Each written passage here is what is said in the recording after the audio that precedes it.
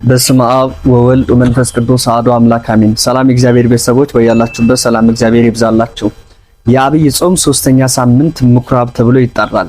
ይሄም ቅዱስ ያሬድ በዱጋው ሲናገር ቦአ ኢየሱስ ምኩራበ አይሁድ ወመሐረ ቃለ ሃይማኖት፣ ጌታ ኢየሱስም ወደ አይሁድ ምኩራብ ገብቶ የሃይማኖትን ቃል አስተማራቸው ብሎ እንደተናገረ፣ ይሄም ቅዱስ ያሬድ እንደነገረን ሶስተኛው ሳምንት የምናስብበት ጌታችን አምላካችን መድኃኒታችን ኢየሱስ ክርስቶስ ወደ አይሁድ ምኩራብ ገብቶ ያስተማረበትን ነው፣ የሃይማኖትን ቃል ያስተማረበትን።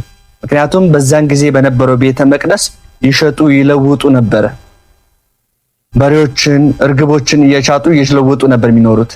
እዛ ገብቶ አምላካችን ቤቴ ቤተ ጸሎት ትሰመይ፣ ቤቴ የጸሎት ቤት ትባላለች፣ እናንተ ግን የወንበዴዎች ዋሻ አደረጋችኋት ብሎ እንደተናገረው ከዛም በኋላ እዛ ቤተ መቅደስ ላይ ያሉትን ሁሉ ገርፎ ያስወጣበት ሳምንት የምናስብበት ነው።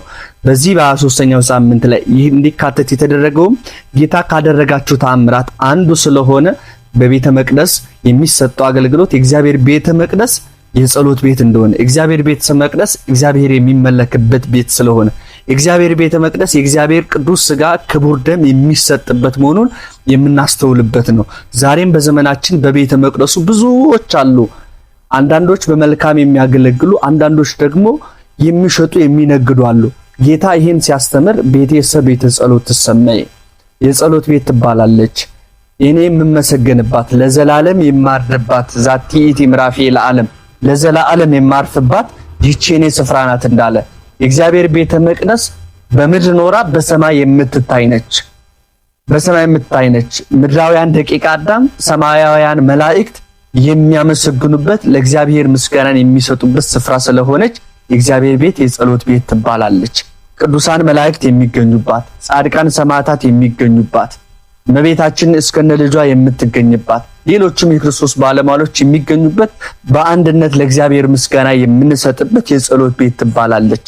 እናንተ ግን የመሸጫ የመነገጃ አደረጋችኋት ብሎ ጌታ ያስወጣበትን ሳምንት ነው የምናከብረው። ቦአ ኢየሱስ ምኩራቦሙ ለአይሁድ የተባለው ይሄ ነው። ዳዊትም እንደተናገረ እስመ ቅናተ ቤትከ በልዐኒ፣ የቤት ቅናት በላኝ፣ የቤት ቅናት በላኝ። ምክንያቱም ዛሬም በዘመናችን ላይ አንዳንዶች መሸጫ መነገጃ ሲያደርጉት የእግዚአብሔር ቤት ቅናት ሊገባን ይስፈልጋል። ዛሬም እኛ ልንቀና ይገባል። በቤተ መቅደስ መጠን ወንጌል ልንማር ያ ቅናት ሊገባን ይገባል።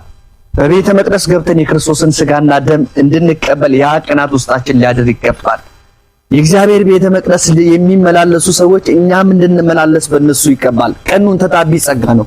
የምትበልጠውን የምትሻለውን ነገር ቅኑ እንደተባለ በእግዚአብሔር ቤተ መቅደስ ገብተን ማንነታችንን ሁሉ አስወግደን የክርስቶስ ደቀ መዛሙርት ሆነን አይሁድ ምኩራብ የተባለችውን የእግዚአብሔር ቤተ መቅደስ በስርዓትና በተጠንቀቅ እንድናገለግል አምላካችን እግዚአብሔር ሁላችንን የሚርዳን፣ ያስተማረን የመከረን የአባቶቻችን አምላክ ልዑል እግዚአብሔር ስሙ የተመሰገነ ይሁን።